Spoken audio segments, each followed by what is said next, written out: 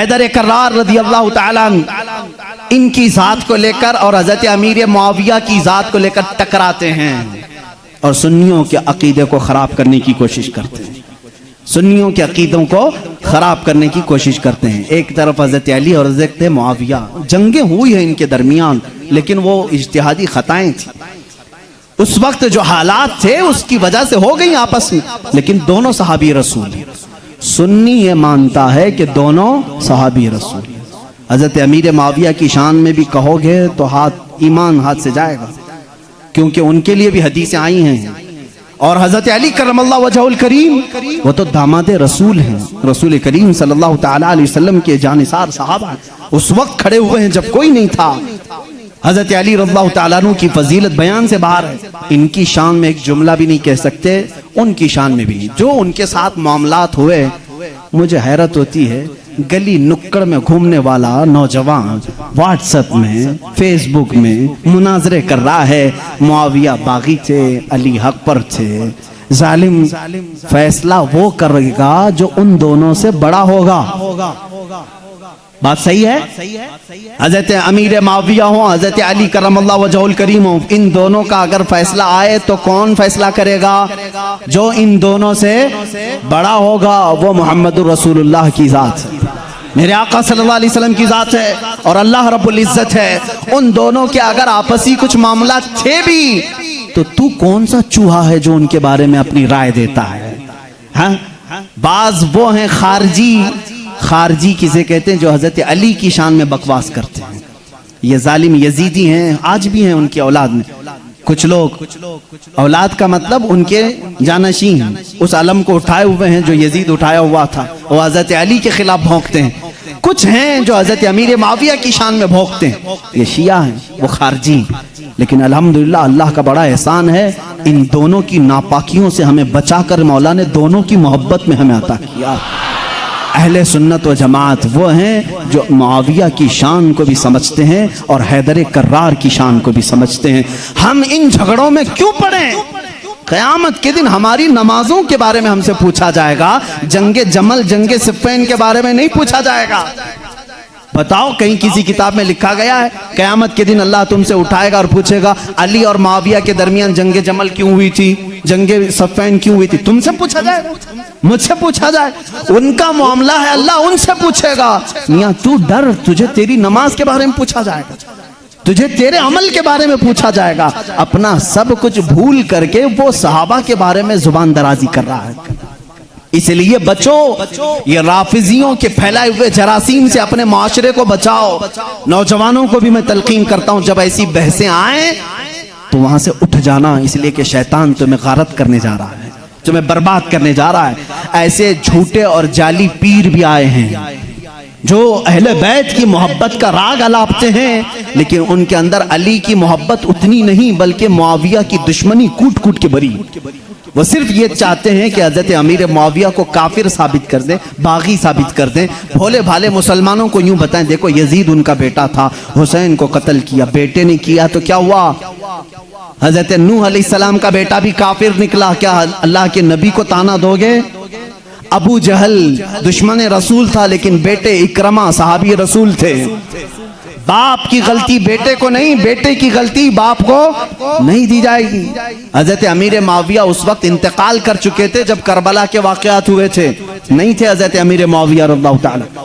तो इन बहसों में ना पड़ो। मुसलमानों से मुझे बड़ी हैरत होती है, जिनको हलाल और हराम अभी नहीं मालूम, जिनको नमाज में कितने फर्ज है वो नहीं मालूम, अरे वजू के तरीके नहीं मालूम, गुस्ल का तरीका नहीं मालूम, तयम्मुम का मसला पूछ लो तो आंखें ऊपर चली जाएं। ये मसाइल जो बेसिक हैं ये नहीं जानते। मुआविया की शान में बकवास, अली की शान में बकवास, और जंगे जमल क्यों हुई थी, जंगे सिफ़्फ़ीन क्यों हुई थी, ये बहस छेड़ के बैठे। आज इन तमाम बहसों से अपने आप को दूर कर लो। कुछ लोग वो हैं जो अभी सैयदना अबू बकर सिद्दीक और सैयदा फातिमा तो ज़हरा के दरमियान जो मामलात हुए उसको लेकर के पड़े हुए हैं। यहाँ पर भी मैं यही कहूँगा, ऐ सुन्नी मुसलमानों, इन इख्तिलाफी बहसों से अपने आप को दूर कर लो। सैयदना अबू बकर सिद्दीक, ये मसला मैं अब छेड़ूंगा नहीं अपने इस मजमे में। हज़रत फातिमा तो ज़हरा रज़ियल्लाहु ताला अन्हा के दरमियान क्या हुआ था, क्यों शक में डालते हो 1400 साल बाद आने वालों। हज़रत फ़ातिमा रसूल करीम सल्लल्लाहु अलैहि वसल्लम का बगीचा लेने गई थी जब हज़रत अबू बकर खलीफा थे, जो बाग़े फदक था।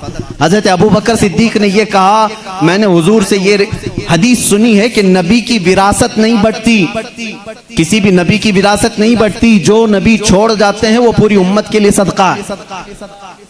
उन्होंने जो हदीस सुनी वो बयान कर, हज़रत फ़ातिमा रज़ियल्लाहु ताला अन्हा वापस आ गई।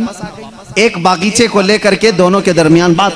शिया आप जब बयान करते हैं सुनना मत, मैं इजाजत नहीं दूंगा उनकी तकारीर सुनने की, क्योंकि भोले मुसलमान कभी भी बहक जाते, लेकिन जो मैं सुना हूं रो रो करके बयान करते हैं लोगों के दरमियान। फातिमा ज़हरा सिद्दीक़ अकबर के पास गई, उनके चेहरे पर तमाचे मारे, उनकी चादर खींच ली, सारे कुरैश की औरतों ने उन्हें पत्थर मारे, वो रोती हुई घर में आई और इसी गम में इंतकाल कर गई। उनको शहीदा कहते हैं कि उनको कत्ल किया गया। ये झूठे किस्से गढ़ करके मुसलमानों को तबाह करना चाहते हैं। ए नादानो, तुम्हें क्या मालूम सिद्दीक़ अकबर रसूल करीम सल्लल्लाहु अलैहि वसल्लम के घर वालों से कितनी मोहब्बत करते थे, कितना अदब करते थे। जिंदगी भर अपनी खिलाफत पे जब तक थे, वो बाग की जो भी इनकम होती थी वो सब अहले बैत पे खर्चा करते थे, अहले बैत पे खर्चा करते थे। लेकिन जो उसूल था रसूल करीम की हदीस का वो उन्होंने सुनाया।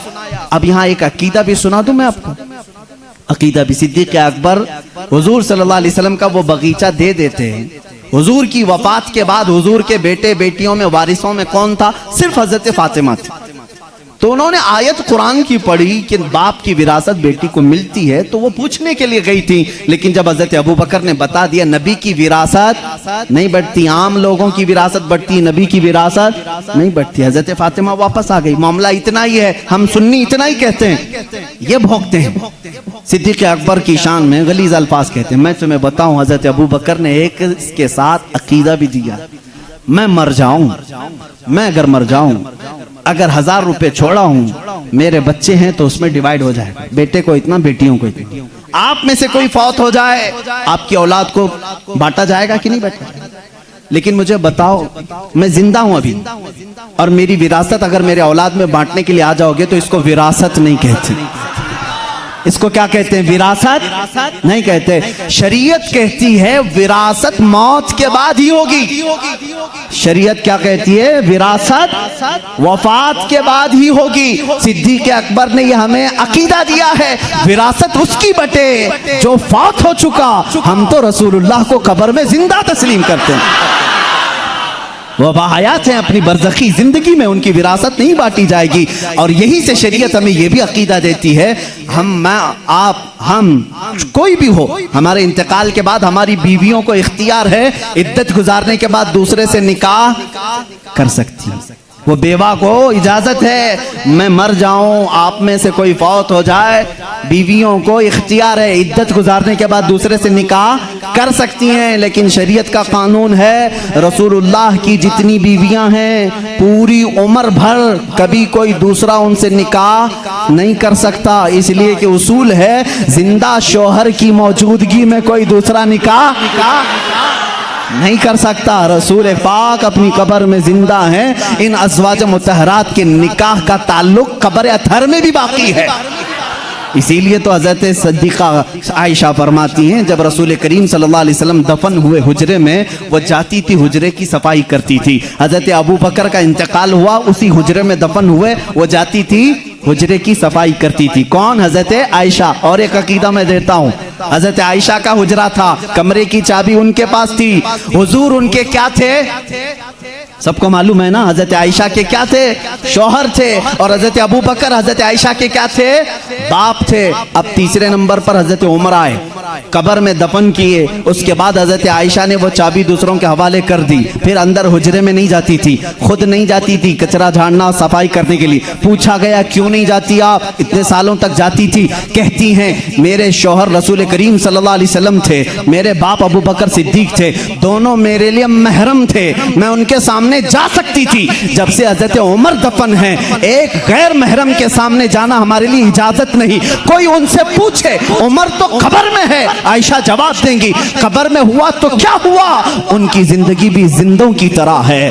उन्होंने यह अकीदा दिया है। आयशा सिद्दीका उमर को जब जिंदा समझ करके हुजरे में नहीं जाती हैं तो रसूलुल्लाह की जिंदगी का हाल क्या होगा। तो जिंदा है वल्लाह, तो जिंदा है वल्लाह, मेरी चश्मे आलम से छुप जाने वाले।